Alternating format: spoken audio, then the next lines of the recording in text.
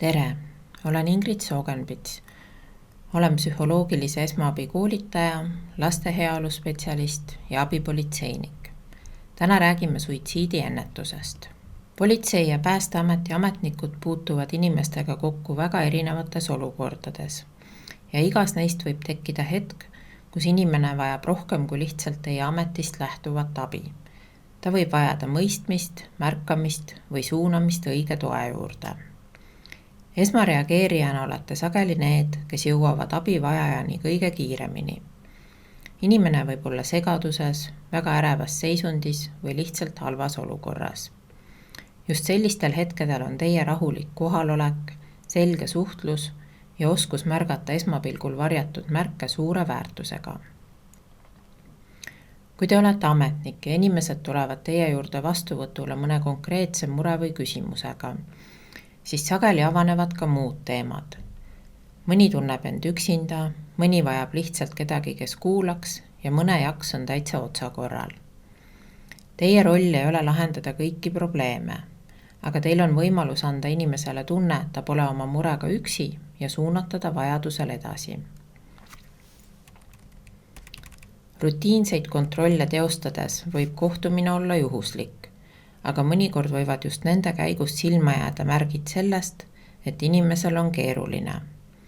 Olgu see kodukülastusel, liikluses, tuleohutust tagades või muudes igapäevastes olukordades. Tihti näete te inimest tema tegelikus keskkonnas. See annab võimaluse märgata, kui miski vajab tähelepanu. Ja lõpuks, need kohtumised võivad olla nii planeeritud kui täiesti ootamatud. Planeeritud kohtumised võimaldavad põhjalikumalt selgitada ja toetada, samas kui ootamatud olukorrad annavad pildi inimese hetkeseisust. Mõlemal juhul aitab professionaalne, toetav ja inimlik suhtumine abivajajatel end turvalisemalt tunda.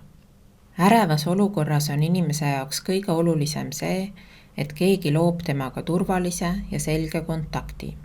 Ja just teie ametnikena olete tihti need, kes saavad seda kõige paremini teha. Esiteks, lähenege rahulikult ja aeglaselt. Kui hoiate oma liikumise ja kehakeele rahulikuna ning käed nähtaval, annab see inimesele turvatunde.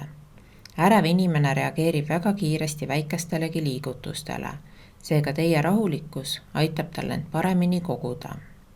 Teiseks, tutvustage end alati ja selgitage lühidalt, miks te kohal olete. Lihtne lause stiilis: Tere, mina olen Ingrid, ma olen siin selleks, et sind aidata. Loob kohe selgema raamistiku. Järgmisena, kasutage selget ja lihtsat keelt. Ärevus mõjutab inimese võimet infot vastu võtta. Ta ei pruugi meelde jätta keerulisi juhiseid või pikki selgitusi. Lühikesed laused ja konkreetne sõnum töötavad kõige paremini. Samuti on oluline, ärge vaielge ega vähendage abivajaja tundeid. Kui ta ütleb midagi, mis tundub ebaloogilisena või liialdusena, ei ole parim lahendus hakata seda ümber lükkama. Ärev inimene vajab eelkõige kinnitust, et teda kuuldakse, mitte vastuvaidlemist. Ja lõpus, näidake, et te kuulate. Selline lihtne lause nagu ma kuulen, et sul on praegu väga raske, võib olla inimese jaoks tohutult toetav. See ei tõota lahendust, aga tunnustab tema kogemust ja aitab tal rahuneda. Kui oleme inimesega kontaktis ja märkame, et tal võib olla tõsine sisemine pinge või eneseohustamise risk, siis järgmine samm on riski hindamine. Ja selle juures on kõige olulisem. Küsimusi tuleb küsida otse. Paljud ametnikud kardavad, et otse küsides võivad nad olukorda halvemaks teha. Tegelikult on vastupidi. Selged ja otsekohesed küsimused aitavad mõista, kui suur on inimese risk ning millist abi ta vajab. Seepärast võibki küsida väga lihtsalt. Kas sul on olnud mõtteid endale viga teha? See küsimus aitab meil aru saada, kas inimene üldse mõtleb enese kahjustamisest. Kui vastus on jaatav, võib minna samm edasi ja küsida. Kas sul on plaan, kuidas seda teha? See näitab, kui konkreetseks mõtted on muutunud ja annab aimu, kui tõsine olukord on. Ja kolmandaks, kas sul on praegu selleks vahendid olemas? See aitab hinnata, kas risk on vahetu ning kas on vaja midagi kohe ära võtta, piirata või abiväge kohale kutsuda. On ülitähtis rõhutada, et küsimine ei suurenda suitsiidiriski. Inimene ei hakka endale viga tegema sellepärast, et te sellest rääkisite. Vastupidi, tihti tuntakse kergendust, kui keegi julgeb seda teemat avada. See näitab, et tema seisundit võetakse tõsiselt ning ta ei pea oma mõtetega üksi olema. Kui inimene on ärev või potentsiaalses ohus, siis üks olulisemaid ülesandeid on tagada nii tema kui ka teie enda turvalisus. Ja seda saab teha lihtsate, kuid väga teadlike valikutega. Kõigepealt, kui võimalik, eemaldage vahendid, millega ta võiks end või teisi kahjustada. See ei pea olema jõuline sekkumine, vaid rahulik olukorra hindamine. Kas ruumis on midagi, mis võib olla ohtlik? Väikegi muudatus keskkonnas võib oluliselt vähendada riski. Teiseks, hoidke füüsilist distantsi, kuid ärge jätke teda üksi. Ta peab tundma, et te olete olemas, aga samas ei tohi ta tunda end survestatuna või nurka surutuna. Distants loob ruumi ja aitab tal rahuneda. Suhtlemisel aitab palju, kui räägite aeglaselt. Ärevas seisundis inimese mõtlemine on sageli häiritud ja kiire jutt võib teda veelgi enam pingesse viia. Rahulik tempo mõjub maandavalt. Kasutage lühikesi lauseid. Pikk seletus võib üle koormata ja inimene ei pruugi infot suuta vastu võtta. Lühikesed, selged sõnumid aitavad tal paremini aru saada. Vältige käskivat tooni või ähvardusi. Need võivad ärevust süvendada ja viia vastupanuni. Selle asemel aidake inimesel taastada kontrolli tunne. Seetõttu ongi väga hea lähenemine pakkuda valikuid, mitte ultimaatumeid. Näiteks, kas sa tahaksid istuda või pigem seista? See annab inimesele väikese, kuid olulise tunde, et ta saab ise midagi otsustada.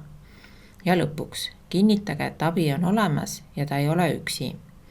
Sellised sõnad on sageli palju mõjuvamad, kui me ise arvame. Paljud inimesed rahunevad juba siis, kui nad tunnevad, et keegi on nende kõrval, keegi kuulab neid ja ei hülga neid. Esmareageerijana on teie roll inimese aitamisel sageli otsustava tähtsusega. Te ei pea olema psühholoog ega sotsiaaltöötaja, aga teie ülesanne on märgata, hinnata olukorda ja aidata abivajajal jõuda järgmise tasandini. Kõige olulisem on mõista, et ei pea kõike ise lahendama. Teie roll on luua turvalisust, koguda esmased andmed ja siis tagada, et ta ei jääks oma murega üksi. Sageli tähendab see seda, et aitate inimesel ühendust saada just selle abiga, mida ta kõige rohkem vajab.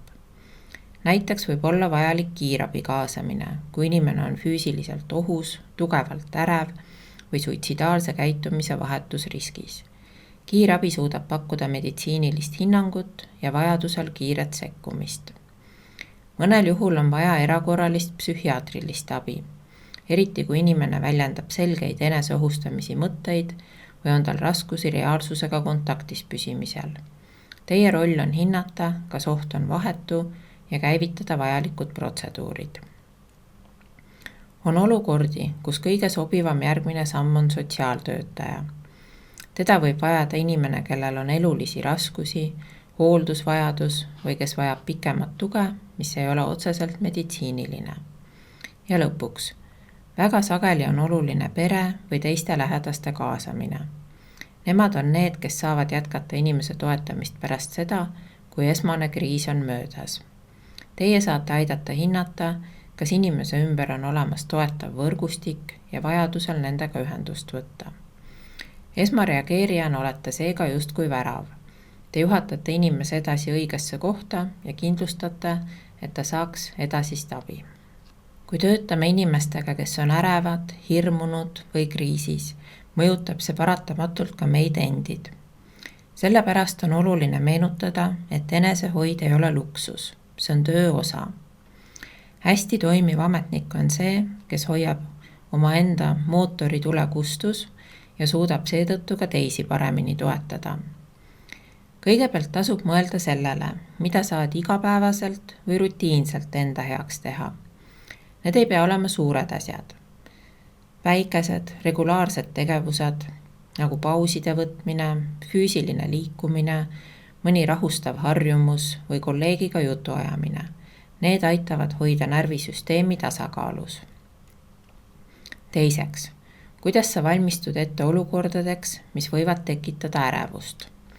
Mõnikord aitab juba see, kui korraks läbi mõelda, millist toetust või tööriistu sa ise vajad enne keerulisemat sündmust. Igaüks meist teab oma nõrgemaid kohti. Ettevalmistus teeb raske olukorra talutavamaks. Samamoodi on tähtis mõelda, mida sa saad enda heaks teha pärast ärevat sündmust.